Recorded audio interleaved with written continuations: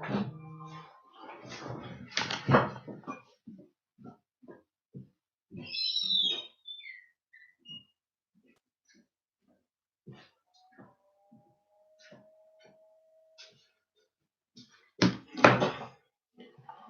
everyone. Thank you for all coming, participating. This is definitely something new for all of us, and hopefully it'll work out well. I want to thank Lev Novikov for arranging this and setting this all up. So this is in place of the Shabbos Drasha, and I'd like to start with a point that my brother made. This week's Parsha is Parshas Vaykhel-Pekudei. Vaykhel means, and he gathered, and he assembled. Vaykhel, Moshe assembled the entire assembly of the Jewish people. The name of the parsha is Vaykhel, to be gathered together. Our situation is that we will not be gathered together. It's not a Shabbos of Vaykhel for us, or gathering together. The situation is a situation in which we are remaining separate. But we will do our best to be able to be together, to strengthen each other, and to grow together during this difficult period. And I'd like to dedicate today's talk to some thoughts about the coronavirus that we are going through right now. And the first thought that I'd like to share with you, I'd like to credit my wife for, and that is that when this entire situation was starting, my wife made the comment that what Hashem is showing us, what God is showing us here, is that we tend to think that we have everything in our lives set up and in order. We expect everything to work in a certain way. We expect everything to work in a certain way, in a certain order. And Hashem is showing us that we cannot have any expectations. We're not in control of the situation. The world is His. Everything is His. Everything comes about because of His will. And therefore, what we take from this is the fact that when our lives and the lives of the world are turned upside down, we come to a point in time where we never think we couldn't go to shul, we couldn't send our children to school, and we can't go to work, we can't go out of the house, we can't go shopping. It's a situation in which we realize that we're not in control of our lives. Hashem is in control. Everything in our lives, even during the normal times, is in His control and only by His will. And if He wills it to happen, it will happen. And if He changes His mind, things will be different. And that means that everything that we experience in life is because of His will, and it's His gift. And everything that we have should never be taken for granted, because we can't expect things to be the way we think they should be or in the order they should be. This experience of the coronavirus should teach us all never to take anything for granted. Everything that we have in life comes from Hashem by His will, and it's His gift. And this experience should teach us that everything is a gift, never to take anything for granted. The next point I like to make is a point that starts off with something that I heard from Rabbi Yisrael Reisman of Brooklyn in the talk that he gave about the coronavirus this past Sunday night. And he began, and his point was that anytime Hashem sends us a test or a challenge, He wants to see how are we going to act during this challenge? How are we going to live up to the challenge? How are we going to behave? Are we going to be strong through our emunah, our faith, and our bitachon, and our trust in Hashem? Will we be strong and stand up to the challenge? Or will we fall apart? Will we just get involved in self-pity for our situation? That's what he wants to see. How to rise to the challenge? Will it be with faith and trust in Hashem and acting accordingly? Faith and trust in Hashem does not mean that we are not careful with the situation and that we don't take the situation serious. Of course we take it serious. But again, how will we behave and act during this time, during this challenge? We rise to the challenge or we fall apart? And he mentioned that his father-in-law was a Holocaust survivor, and that he would tell his children that there were different people when the Nazis Yimach Shalom came and took over the situation and people found themselves in danger. People had different reactions. There were those who stayed strong with their emunah, their faith and trust in Hashem. And there were those that fell apart and just were controlled by self-pity. And the lines of who was what didn't depend on how learned you were, how important you were, how simple you were. You had simple people that remained strong and rose to the challenge, and you had learned and important people that fell apart. When Hashem sends us a challenge, he wants to see, how will we rise to it? How will we deal with it? Now, it's very clear that the fact that we are unable to daven in shul with a minyan, we're not able to congregate to learn together, means that Hashem is minimizing our ability to do so. And to be very frank, anyone who thinks that it's not such a big deal, we can daven at home, we can daven b'yechidus individually, that's true, we can fulfill our mitzvah of davening individually. But there is a tremendous difference between davening with a minyan and davening alone. That's very clear from the Gemara. It's very clear from all the commentaries on the Shulchan Aruch, on the Code of Jewish Law. The difference between davening with a minyan and davening alone is immense. And if Hashem has taken that ability for us away, then that's very serious. And only Hashem knows why he is doing that to us. At the same time, during this time of being minimized from being able to daven together and to learn together, Hashem wants to see, what will we do during this period of time when it comes to davening, when it comes to learning Torah? That's what he wants to see. In this time when we are minimized, when we're limited, what will we produce? Will we rise to the challenge and still produce and still be able to daven and to learn? And understandably, in these kind of situations, can we daven and learn the same way that we do under the circumstances we're used to? Probably not. But that doesn't exempt us. And it doesn't mean that we don't do our best to be able to daven and learn in these circumstances as best that we can. And that's what Hashem wants to see from us. How will we rise to the challenge? How will we daven and how will we learn in these challenging times?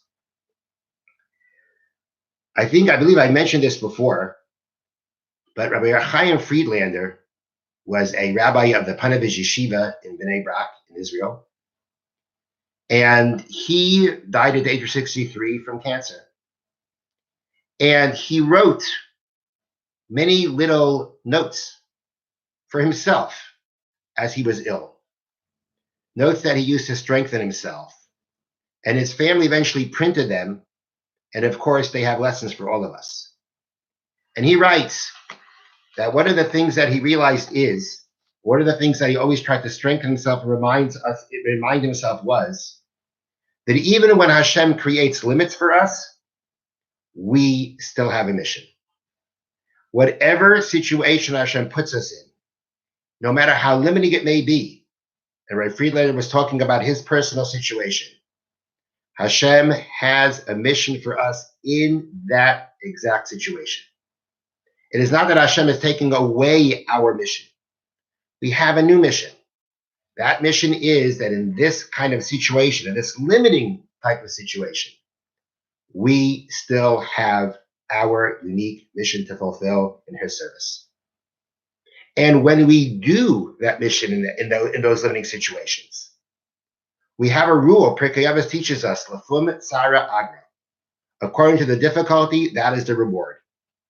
What a person produces in challenging times, in times that one is limited in their ability to serve Hashem, but a person still produces, the reward and merit for that is tremendous. It's more than usual.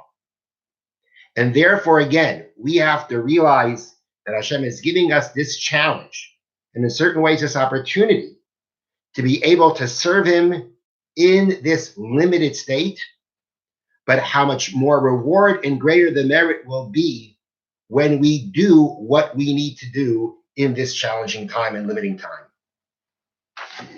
And therefore, there are a number of things that I would like to share with you what we can do to strengthen ourselves in davening and in learning during this period of time, what we should be doing.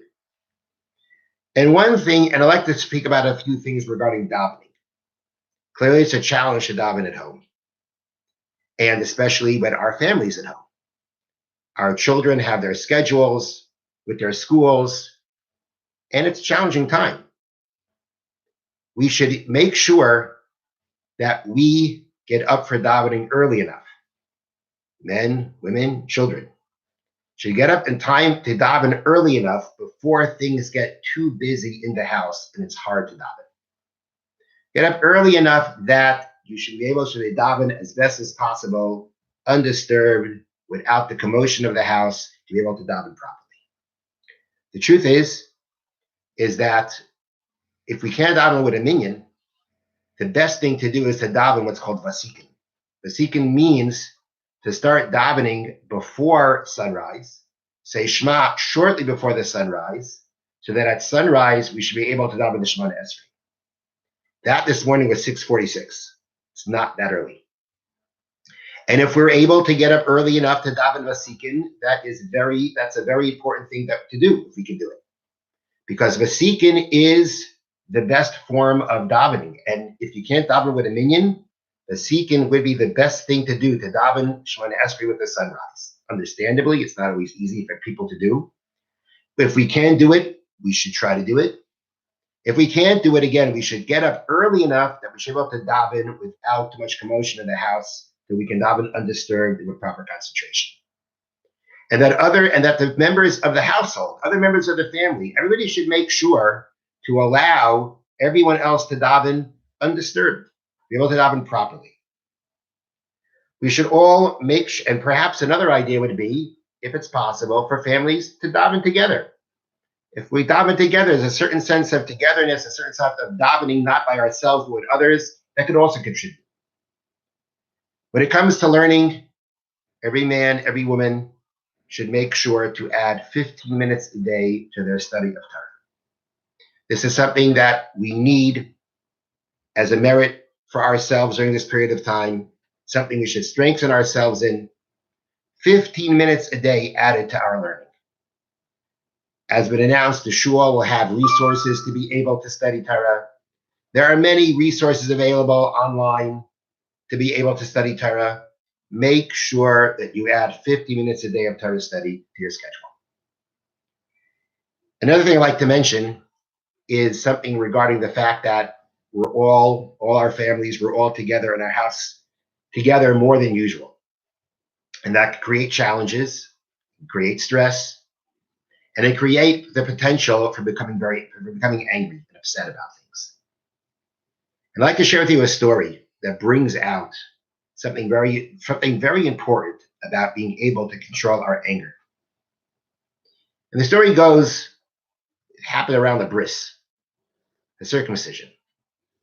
And there is a custom, one of the practices that we do by a bris is that the baby is brought into the shul, into where the bris will take place, typically by a man and woman, who the woman brings the baby, passes it on to the man brings the baby forth into the shul for the bris.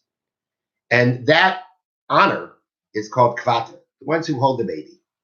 We have a tradition that when people do that, when they're the kvater, when they carry in the baby for the bris, that it's a great merit to be able to have children. And we typically try to give that honor to people who are having difficulty in having children. So in our story, we will call our characters Abraham and Yitzchak for making it simple. Hopefully I won't get the names mixed up. And Abraham had a baby boy, and he was going to celebrate the bris. And the honor of Sandik, the one who holds the baby during the bris, was going to be given to a certain rabbi who is not well, and he was coming to the bris anyway to participate. Abraham was very honored that he would be there, but he wanted to make sure that the bris was done on time, so as not to burden this rabbi. And he wanted to give the honor of kvater to his friend Shimon, who was who had not had children after being married for a number of years. And he wanted to give him the honor. And he gave him the honor. They accepted it. Well, the day of the bris came, the time for the bris came, and Shimon was no show. And Avram felt he couldn't keep waiting.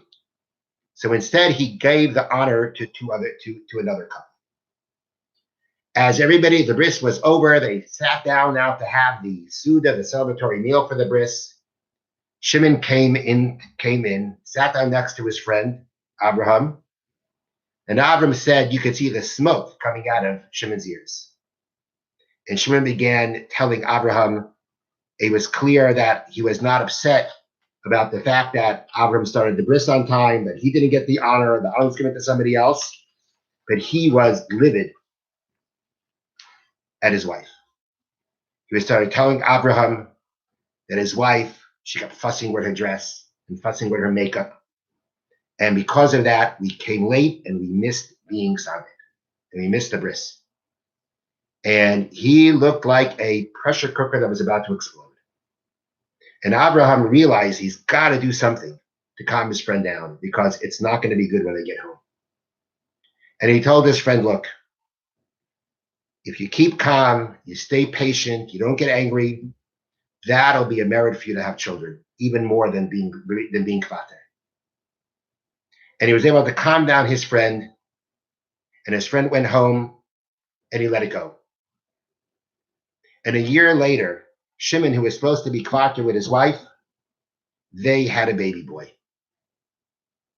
And to me, the point of this story is that Hashem is showing us that there are many things in life that we think we need to have to succeed.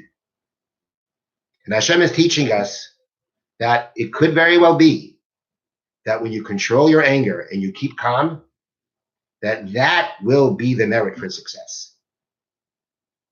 There's a pasuk in Mishlei, the book of Proverbs, that reads, Tov erech hapayim migibar, which means better, stronger. Better is someone who holds back their honor, migibar, than a warrior. It's a greater act to control your anger than being a warrior, stronger than a warrior. Umeisha beruchai miloiked ir, and one who rules over his spirit, one who controls his spirit, than one who captures a city. The commentary of the Malbim explains that erech hapayim, the word erech hapayim means outward anger. Tov erech hapayim migibar means the one who suppresses, one who holds back his outward anger is stronger than a warrior. Takes tremendous control to hold back that kind of angry outburst. But even greater is one who is Moshel Barucha, one who controls his spirit.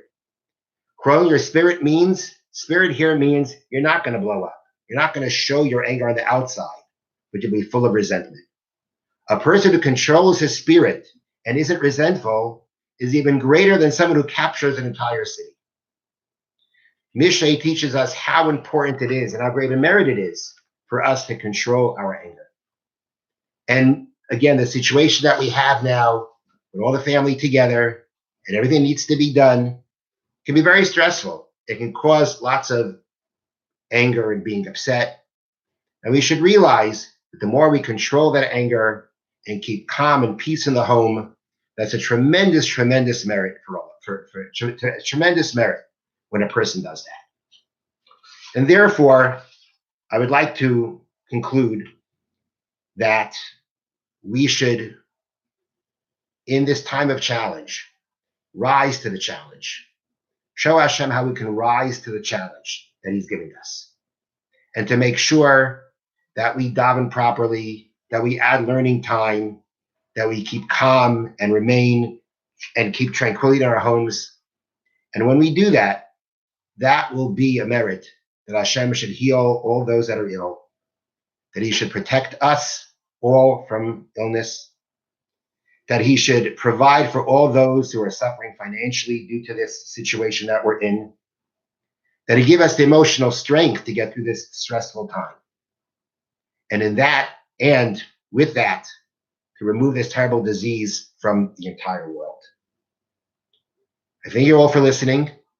And I also want to mention that if anybody has any ideas for individuals, for families during this time, or ideas that what we can do together as a community during this time, should please share it with us. Thank you all for listening.